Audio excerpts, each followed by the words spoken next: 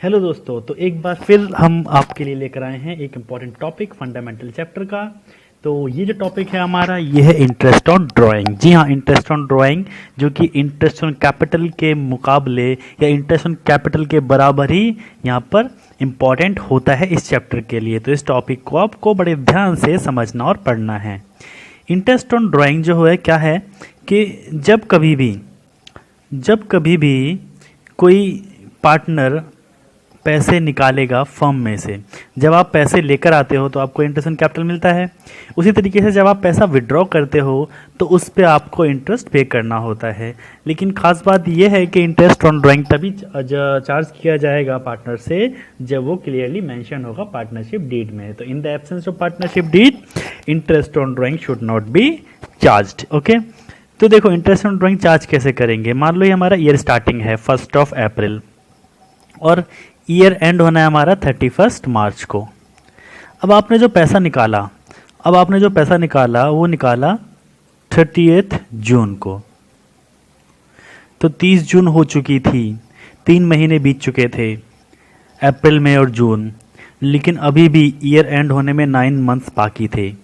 अब जब आपने 9 मंथ्स पहले अगर पैसा निकाल लिया तो जाहिर सी बात है यहाँ पर अब जो हमारा बिजनेस है वो आपसे कितना इंटरेस्ट डिमांड करेगा, 9 मंथ्स का। क्यों? क्योंकि आपने पैसा 9 महीने पहले निकाल लिया है हमारे बिजनेस में से। ठीक है, तो 9 महीने का आपको इंटरेस्ट पे करना पड़ेगा। तो इंटरेस्ट ऑन ड्राइंग यहाँ पर चार्ज किया जाएगा पार्टनर से। ठीक है, तो interest on drawing is charge by the firm only when it is clearly mentioned in the partnership deed. In such a case, interest will be charged according to the time that elapses between the taking out of the money and at the end of the year. तो उसने क्या बोला यहाँ पर, time elapses। ये देखिए, ये जो पोर्शन हमारा बाकी रह गया है, यानी इस पोर्शन का आपको जो यहाँ पे इंटरेस्ट चार्ज किया जाएगा। ठीक है, तो ये क्लियर हो गया हमारा। नेक्स्ट आता है हमारा यहाँ पर अब कि भाई इंटरेस्ट जब चार्ज करेंगे तो क्या क्या केसेस होंगे या किस किस तरह से उसको चार्ज किया जाएगा। तो सबसे पहले, when rate of interest on drawing is given in percent without per annum. देखो यहाँ पर आपको बोला गया है कि पार्टनर ने 20,000 रुपीज़ विड्रॉ करे हैं और उसको उस पर इंटरेस्ट देना है 6%। बस 6% बोल दिया।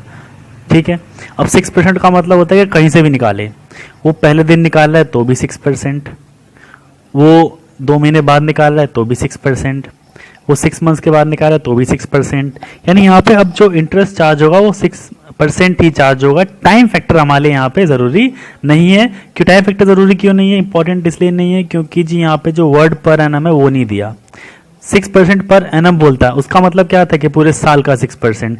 लेकिन जब वो 6% बोला तो फ्लैट रेट है, कहीं पे भी ड्राइंग करे आपको जो है 6% ही इंटरेस्ट चार्ज करना है। तो 20,000 का 6% चाहे कहीं भी हो, यानी कि 1200 रुपीज़ जो है इंटरेस्ट ऑन ड्राइंग हो गया हमारा। ठीक है, तो जब वो वर्ड पर एनम ना दे तो आपको उस केस में टाइम फैक्टर को अप्लाई नहीं करना है, फ्लैट रेट से इंटरेस्ट चार्ज कर देना है। ठीक, अब अगर वो बोलता है when rate of interest on drawing is given in word per annum, अब वो पर एनम बोलता है तो कैसे होगा।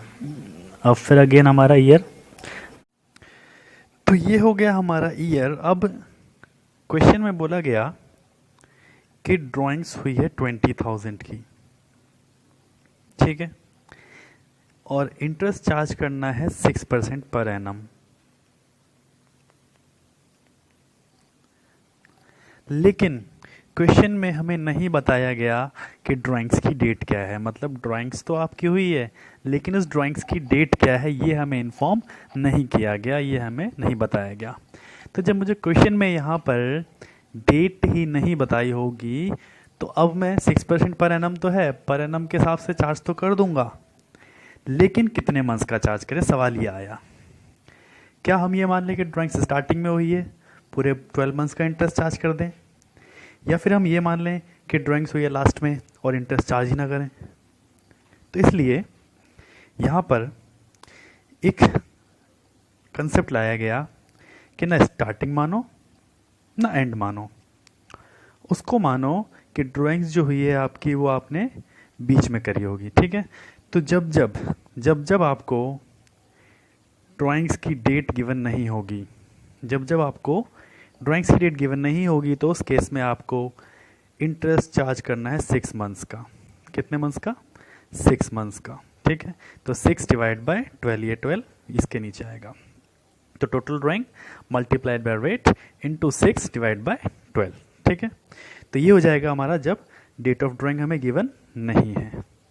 फिर आता है हमारा कि जब हमें डेट ऑफ ड्राइंग गिवन है।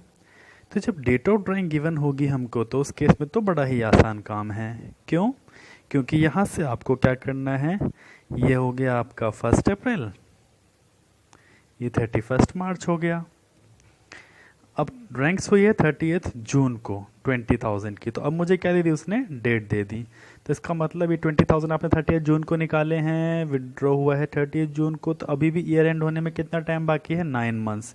तो अब इस केस में इंटरेस्ट कितना चार्ज हो जाएगा? 9 मंथ्स का। तो टोटल ड्राइंग्स यानी कि 20,000, रेट हमारा 6% अप्लाई करते हैं दोबारा से, और टाइम लेफ्ट आफ्टर जो ड्राइंग है वो कितना है यहाँ पर? 9 मंथ्स। तो 9 डिवाइड बाय 12, ये 12 इसके नीचे आना था, थोड़ा सा वो आगे बढ़ गया है। ठीक है, तो ये हमारा हो गया जब हमें डेट गिवन होगी। अभी तक हमने क्या सीखा? जो टाइम पीरियड बाकी था उसका चार्ज कर देंगे इंटरेस्ट। अब यहाँ देखो, ये आपका पूरा ईयर है और एक ईयर में होते हैं 12 महीने, 12 मंथ्स। ठीक, अब पार्टनर क्या कर रहा है? पार्टनर एक बार पैसा नहीं निकाल रहा, वो हर महीने पैसा निकाल रहा है। 2000, 2000, 2000, 2000 और 2000, मतलब उसने पूरे के पूरे जो हैं 12 महीने 2000 रुपीज़ निकाले पर मंथ। अब अगर वो 12 के 12 महीने पैसा निकालेगा तो 12 बार ड्राइंग्स होगी। अब अगर 12 बार ड्राइंग्स होगी तो उस केस में इंटरेस्ट जो है मुझे 12 बार कैलकुलेट करना पड़ेगा, 12 टाइम्स। क्योंकि जब पहली ड्राइंग करेगा तो अभी भी 12 महीने बाकी हैं, फिर दूसरी करेगा तो 11, फिर 10, फिर 9, 8, 7, 6, 5, 4, 3, 2, 1। तो इस तरीके से क्या हुआ? इस तरीके से आपको 12 बार यहाँ पे ड्राइंग्स जो है इंटरेस्ट निकालना पड़ेगा। लेकिन इसके लिए एक फॉर्मूला बनाया गया, इसके लिए एक कंसेप्ट लाया गया एवरेज पीरियड का। एवरेज पीरियड का कंसेप्ट इसलिए लाया गया कि इसमें आपको 12 बार जो है कैलकुलेशन ना करनी पड़े, उससे आप बच सकें, क्योंकि अगर आप 12 टाइम्स कैलकुलेशन करने गए तो आपका टाइम बहुत वेस्ट होगा।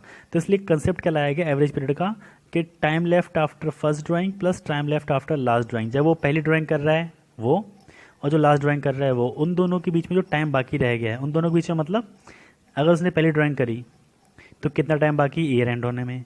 और लास्ट ड्राइंग करी तो कितना टाइम बाकी है? ईयर एंड होने में। तो दोनों में हम क्या देखेंगे कि ईयर एंड होने में कितना टाइम बाकी है। ठीक है, तो time left after first drawing and time left after last drawing, उसको डिवाइड कर देंगे 2 से, यानी क्या निकल के आ जाएगा? मेरा एवरेज पीरियड। लेकिन ये एवरेज पीरियड का कंसेप्ट वहाँ और तब अप्लाई होगा जब amount should be same throughout the year. Amount क्या होना चाहिए? सेम होना चाहिए। आप 12 टाइम पैसा तो निकाल रहे हो, एक महीने निकाल रहे हो 2000, अगले महीने 3, फिर 1500, फिर 3000, फिर 5000, फिर 1500, तो उस केस में एप्लीकेशन ये जो है आपकी एवरेज पीरियड की नहीं होगी।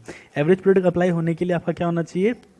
एवरेज पीरियड अप्लाई होने के लिए आपका जो अमाउंट है वो क्या होना चाहिए? सेम होना चाहिए थ्रू आउट द पीरियड। ठीक है, नेक्स्ट आता है फिर हमारा date of drawings. Date of drawing से जब हम बात करते हैं तो date of drawing should be same throughout the year, throughout the period, regularly without any gap. यानी अगर आप हर महीने निकालो तो हर महीने निकाल रहे हो, ऐसा नहीं है कि एक बार तुमने निकाला पर मंथ के बेसिस पे, फिर बाद में तुमने क्या करा, अरे यार अब मन नहीं कर रहा, चलो 2 महीने बाद निकालेंगे, फिर 3 महीने बाद निकाला, फिर 15 दिन में निकाल लिया, तो वो नहीं चलेगा। आपका जो पीरियड क्या होना चाहिए? आपका जो पीरियड है वो होना चाहिए same throughout the period. ठीक है, तो इसलिए ये 2 चीज़ों का ध्यान रखना पड़ेगा। ये 2 जो आपके कंडीशन से सेटिस्फाइड होंगी तभी आप जो है एवरेज पीरियड का कंसेप्ट अप्लाई कर सकते हो। क्या कि अमाउंट होना चाहिए सेम और आपकी डेट ऑफ ड्राइंग क्या होनी चाहिए? Through out the period without any gap drawings आपकी होनी चाहिए। तो एवरेज पीरियड निकाल लेंगे हम, time left after first drawing plus time left after last drawing divide by 2। Okay, तो अब इसमें क्या क्या होता है जरा देखते हैं। इंटरेस्ट ड्राइंग कैसे निकालेंगे? Total drawing into rate upon में 100, एवरेज पीरियड डिवाइड बाय 12। थोड़ा सा आगे आ गया है ये, तो उसको आप अंडरस्टैंड कर लेंगे। सबसे पहले उसने बोला कि fixed amount is withdrawn in the beginning of each month. अब पैसा निकाल रहे हैं, हर महीने की बिगिनिंग में निकाल रहे हैं। तो ये हमारा एक ईयर हो गया, 3, 4, 5, 6 6 मंथ्स 6 मंथ्स। तो in the beginning of each month, beginning का मतलब हर महीने की स्टार्टिंग में, first second third fourth fifth sixth seventh eighth 9 10 11 12 times drawing करेगा, हर महीने की बिगिनिंग में कर रहा है। अब एवरेज पीरियड का कंसेप्ट क्या था कि time left after first drawing plus time left after last drawing. तो देखो जब इसने पहली ड्राइंग करी तो अभी भी पूरे के पूरे 12 मंथ बाकी हैं, तो time left after first drawing is 12। और जब उसने लास्ट ड्राइंग करी तो अभी हमारे पास सिर्फ और सिर्फ 1 मंथ बाकी है। तो time left after first drawing is 12, time left after last drawing is 1 month. तो time left after first drawing plus time left after last drawing divide by 2, यानी हमारा हो गया 13/2। क्लियर है? तो हर महीने की बिगिनिंग में निकाल रहा है, ठीक है, कोई भी फिक्स अमाउंट 2000 पूरे 12 महीने तक। तो यहाँ पर हमारा ये हो गया 12 + 1। 12 क्यों? क्योंकि पहली ड्राइंग करने के बाद 12 महीने बाकी हैं और लास्ट ड्राइंग करने के बाद 1 मंथ बाकी है, ठीक है। तो एवरेज पीरियड कितना आ गया हमारा? 12 + 1 divide by 2 is equal to 6.5 month. तो आप 12 टाइम्स इंटरेस्ट ना निकालें, आप सिर्फ एक बार इंटरेस्ट निकालें और उस पर टाइम पीरियड लगा दें 6.5 मंथ। तो देखिए ध्यान से देखना, क्योंकि बच्चे यहाँ गलती करते हैं। क्या गलती करते हैं? Total drawing. जब हम बात करें टोटल ड्राइंग की तो 2000 पर मंथ निकाल रहा है, बच्चे यहाँ 2000 लिख के आ जाते हैं, लेकिन वो गलत हो जाता है। क्यों? क्योंकि वो 12 टाइम्स 2000 निकाल रहा है। तो ये किस लिए क्या हो जाएगा? ये 24,000 रुपीज़ हो जाएगा हमारा ये, ठीक है। तो 24,000 की हमारी ड्राइंग्स हो गई टोटल। रेट हम 6% ले लेते हैं यहाँ पर, और एवरेज पीरियड अभी हमने निकाला जो कि था 6.5/12। तो जो भी हमारे यहाँ पे कैलकुलेशन होकर आंसर आएगा वो हमारा यहाँ पर आंसर बन जाएगा इंटरेस्ट ऑन ड्राइंग का। तो इंटरेस्ट ऑन ड्राइंग निकालते समय आपको यहाँ पे ध्यान रखना है कि कंसेप्ट जो है एवरेज पीरियड का वो आप तभी लगा सकते हो जब आप अमाउंट निकाल रहे हो कैसे, इक्वल, ठीक है। तो ये 780 के अराउंड आ जाएगा आपका आंसर, ठीक। तो ये हो गया हमारा कब? जब वो पैसा निकाल रहा है बिगिनिंग ऑफ ईच मंथ, हर महीने की बिगिनिंग में। अब क्या ज़रूरी है कि वो हर महीने की बिगिनिंग में निकाले? तो आगे केसेस हमारे और आते हैं कि fix amount is withdrawn in the middle of each month. अब वो हर महीने की मिडल में पैसा निकालेगा। इंसान बहुत ही चंचल मन का होता है, कभी भी निकाल सकता है पैसा।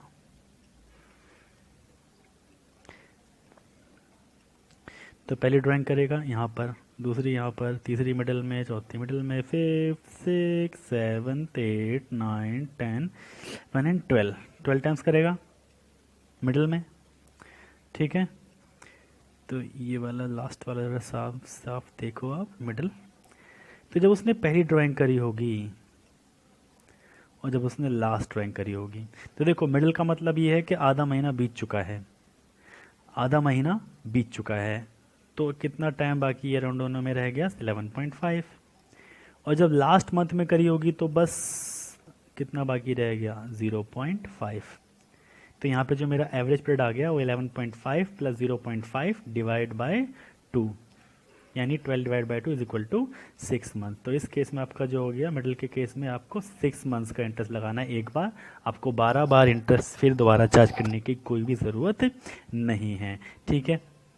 तो इस बार कैसे निकालेंगे हम? 24,000 ड्राइंग्स अगेन 2000 12 बार निकाल रहा है, 6% इंटरेस्ट ऑन ड्राइंग और 6/12 यहाँ पे चार्ज मेरा हो जाएगा, ठीक है। तो ये हो गया हमारा जब वो पैसा कब निकाल रहा है, मिडल ऑफ ईच मंथ। फिर आता है नेक्स्ट हमारा कि वो पैसा निकालेगा at the end of each month. अब जब वो पैसा at the end of each month निकालेगा तो फिर ध्यान से देखो जरा ग्राफ पे,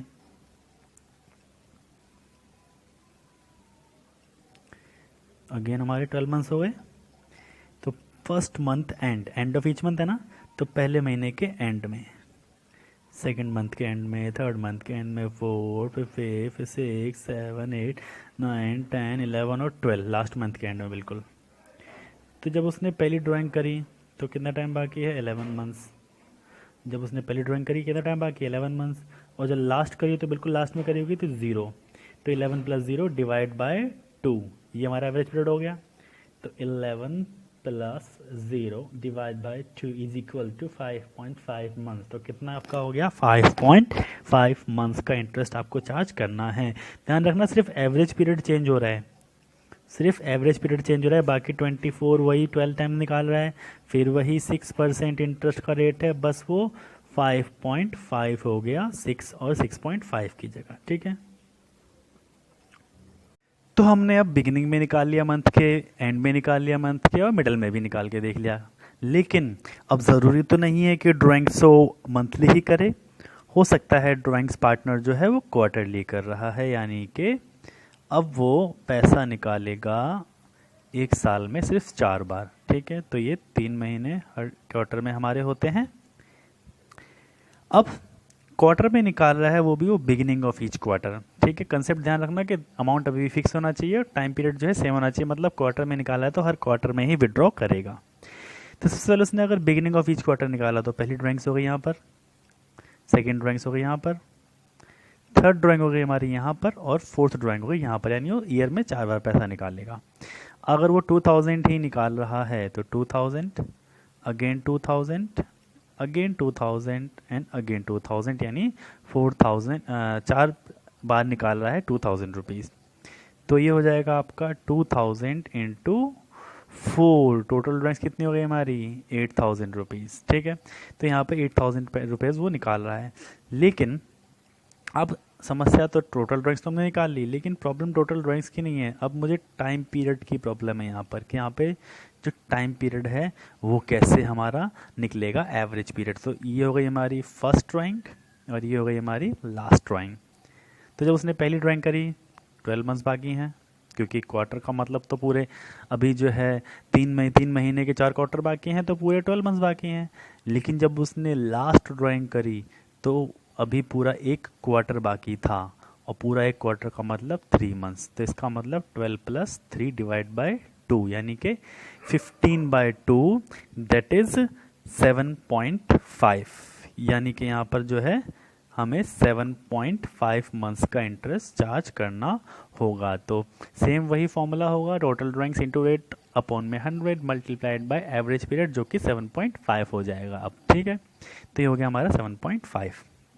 उसके बाद अगर पार्टनर विड्रॉ करता है fix amount at the middle of each quarter, तो अगेन क्वार्टर में हमारे 3 महीने।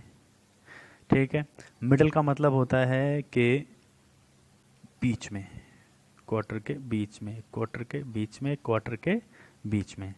तो इसका मतलब अब ये ड्राइंग हो गई, यहाँ पे ये टाइम बाकी है, और ये ड्राइंग यहाँ पे ये टाइम बाकी है। तो जब हमने पहली ड्राइंग करी तो पहली ड्राइंग के बाद देखो 1.5 मंथ्स बीत चुके हैं, तो अभी कितना बाकी है, अभी बाकी है पूरे 10.5, और यहाँ पर बाकी हैं हमारे 1 मंथ और ये आधा, तो 1.5, यानी 10.5 और 1.5, तो 10.5 प्लस 1.5 डिवाइड बाय 2, तो 12 divide by 2 is equal to 6। तो यहाँ पे आपको 6 मंथ्स का इंटरेस्ट चार्ज करना है अगर वो पैसा निकालता है in the middle of each quarter. Okay, अब आता है हमारा कि फिक्स अमाउंट जो विड्रॉ हो रहा है वो हो रहा है हर क्वार्टर के एंड में, यानी फिर से हमारे एक साल में 4 क्वार्टर और एक क्वार्टर में 3 महीने होते हैं। ठीक है, तो जब हमने पहली ड्राइंग करी at the end of each quarter, second में भी एंड में, थर्ड में भी और फोर्थ भी एंड में करी। तो इस तरह से जब हमने फर्स्ट ड्राइंग करी तो ये टाइम बाकी है, और जब लास्ट करी तो यहाँ पर करी होगी। तो जब पहली ड्राइंग करी तो 9 मंथ्स बाकी हैं, और लास्ट ड्राइंग पे तो लास्ट डेट है बिल्कुल, तो 9 प्लस 0 डिवाइड बाय 2, यानी 9 डिवाइड बाय 2 दैट इज़ 4.5। तो ये हमारा हो जाएगा यहाँ पर 4.5 मंथ। ठीक है, तो इस तरह से जो आपके एवरेज पीरियड निकले हमने 6 केसेस में देख लिए यहाँ पर। ठीक है, अब नेक्स्ट जो हमारा केस आता है वो आता है हाफ ईयरली ड्राइंग्स का। हाफ ईयरली ड्राइंग्स के अंदर आप अमाउंट तो फिक्स निकाल रहे हो, लेकिन वो अमाउंट जो आप विड्रॉ कर रहे हो वो पूरे साल नहीं निकल रहा, पूरे ईयर के लिए नहीं निकाल रहे, आप उसे निकाल रहे हो सिर्फ 6 मंथ्स के लिए। जैसे यहाँ पर देखें आप, ईयर तो मेरा पूरा है, ठीक है, ये हो गए 6 मंथ्स। अब हुआ क्या हमने फिक्स अमाउंट विड्रॉ किया beginning of each month, her month की बिगिनिंग में 1 2 3 4 5 6, लेकिन हाफ ईयर के लिए। तो जब हमने पहली ड्राइंग करी तो हमारा कितना टाइम बाकी है, और जब हमने लास्ट ड्राइंग करी तो कितना टाइम बाकी है। तो यहाँ पर हमारे बाकी थे पूरे 6 मंथ्स और यहाँ पे बाकी था हमारा 1 मंथ। तो इसका मतलब यहाँ पे ध्यान रखना, आपको टाइम पीरियड जो है सिर्फ यहीं तक एलिप्सिस देखना है, कितना टाइम बाकी है, पूरे ईयर तक मत देखना आप। जहाँ तक आपने फिक्स ड्राइंग करी है सिर्फ वहीं तक देखना है आपको, ठीक है। तो इसका मतलब यहाँ पे जो पहली ड्राइंग कर रहा हूँ तो मेरे हाफ ईयरली के 6 मंथ्स बाकी है और लास्ट ड्राइंग में मेरा 1 मंथ बाकी है, ठीक है।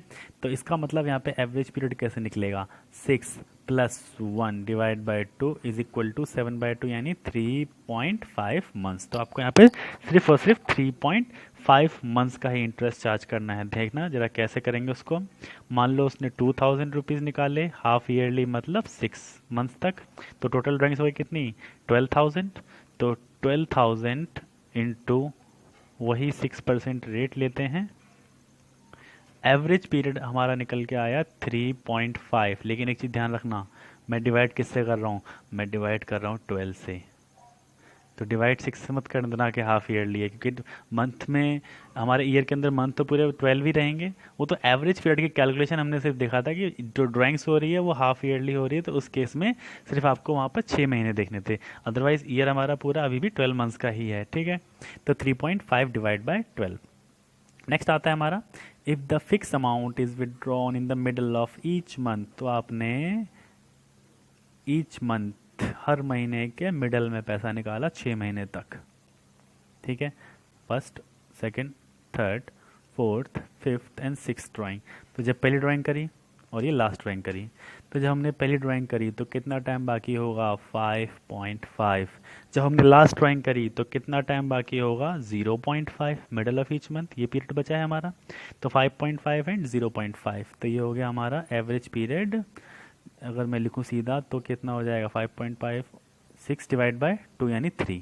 तो आपको मिडल ऑफ ईच मंथ में हाफ ईयरली केस में 3 मंथ्स का इंटरेस्ट चार्ज करना है सिर्फ, ठीक है।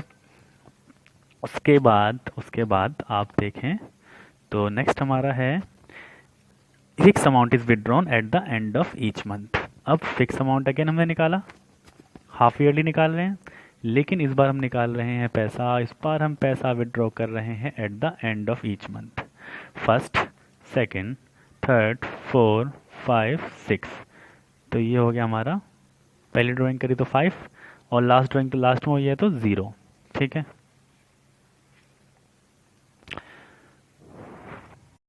तो यहाँ पर हमारा हो गया 5 + 0 यानी 5/2 डेट इज़ 2.5 मंथ्स, ठीक है।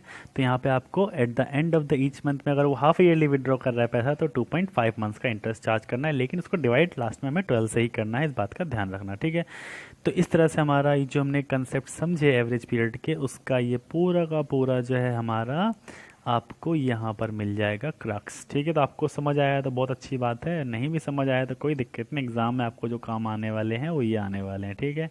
लेकिन बार बार कोशिश करिए उसको समझने की, क्योंकि रेट जो है ना एग्ज़ाम में बड़ी दिक्कत दे जाते हैं, कई बार हम कन्फ्यूज़ हो जाते हैं, ठीक। इसमें सबसे ईजी कंसेप्ट जो आपको समझने के लिए एक ट्रिक है।